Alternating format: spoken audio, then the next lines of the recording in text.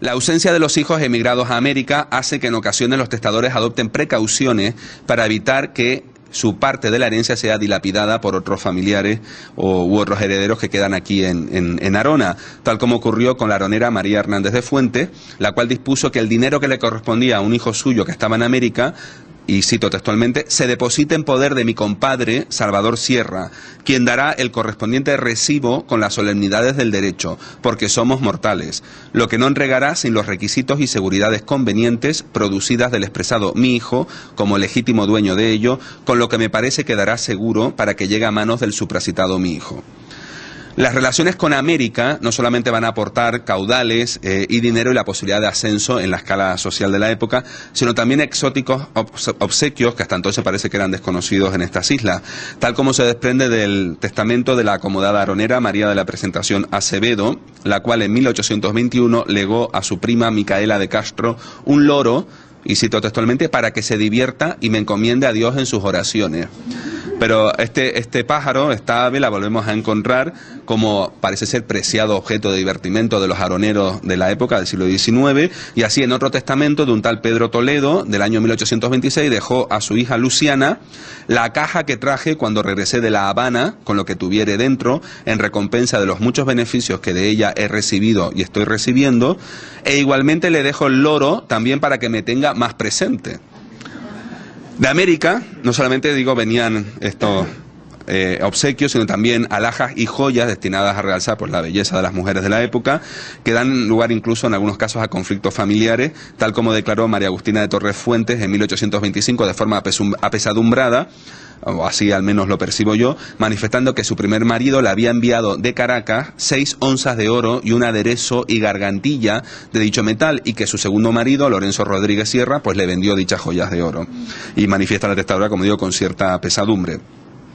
Aparte de la institución de heredero que todo testamento ha de contener para ser considerado como tal, son frecuentes las mejoras o donaciones remuneratorias que hacen los padres ancianos hacia sus hijos u otros parientes que les están cuidando en sus últimos días, tal como hizo María Martín en 1801 respecto de su hija Ana, en remuneración al servicio que le ha hecho acompañándole toda su vejez y manteniéndola con su trabajo personal más de 7 u 8 años. Que no haber sido la dicha su hija Ana, hubiera vendido todo cuanto tenía para alimento y enfermedades que ha sufrido, como actualmente está sufriendo de una lepra. Tampoco faltan muestras de caridad hacia el prójimo más desvalido en esta época cercana a la muerte, tal como dispusieron los esposos José Martín Lemus y María Hernández en 1805, disponiendo que el día en que muriesen, sus cuerpos fuesen amortajados en el hábito franciscano y enterrados en la iglesia de Arona, y literalmente disponen que nuestros cuerpos sean cargados por 4 pobres, de los más mendigos que hubiere en el dicho pueblo, a quienes se les pagará 2 reales de plata a cada uno de por sí.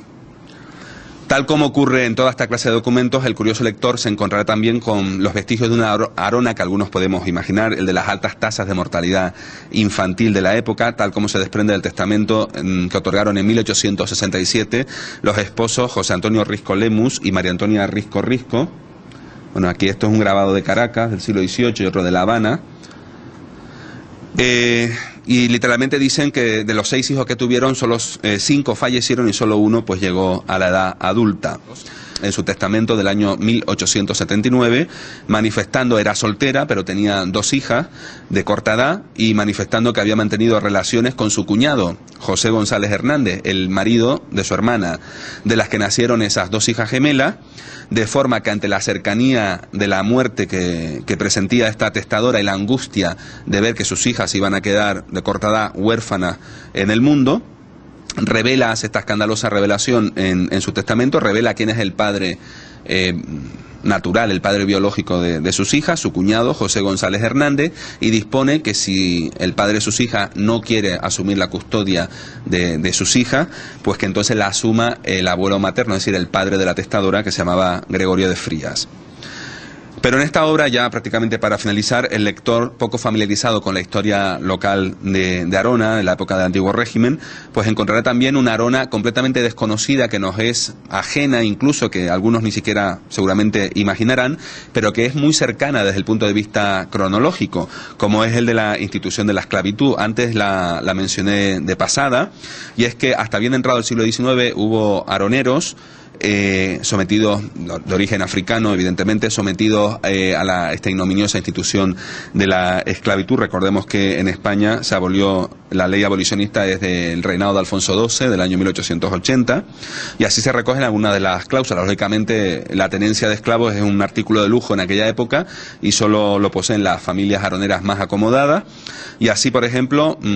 como mencioné anteriormente, Lucía de Sarabia, en su testamento del año 1799, era vecina del Valle de San Lorenzo y dio a una de sus hijas en dote 2 esclavos, de los cuales dice que uno, llamado Tomás Antonio,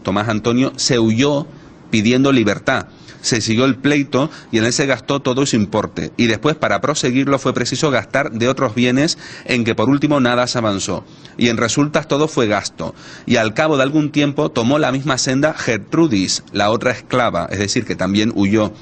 Y habiéndose huido, la vendió la otorgante por medio de poder que dio a su hijo. Aquí vemos una foto, esto es de Estados Unidos, lógicamente, es un matrimonio con una esclava doméstica, posiblemente pues el ama de cría o del bebé.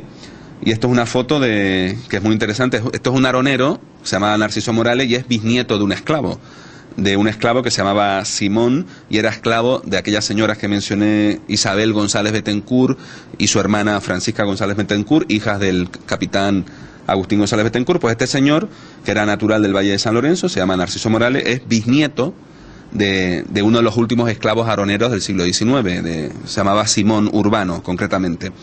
En definitiva, y tal como ocurre con la serie documental de los testamentos aroneros de los siglos y de esta del siglo XIX, que hoy tengo la fortuna, la dicha de haber presentado hoy aquí en el Centro Cultural de los Cristianos, es mi deseo que las personas que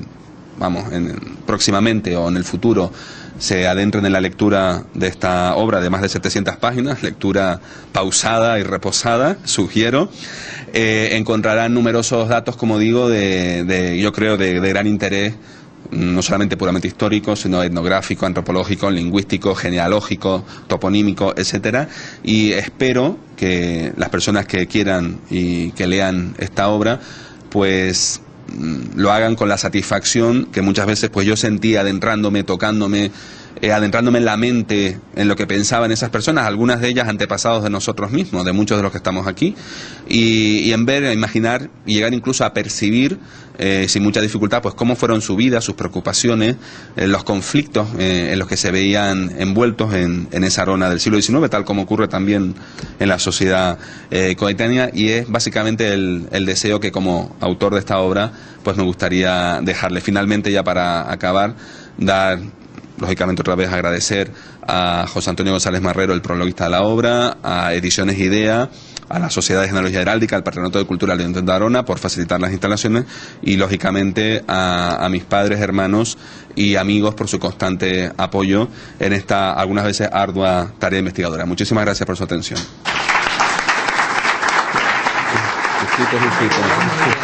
Para poder firmar aquí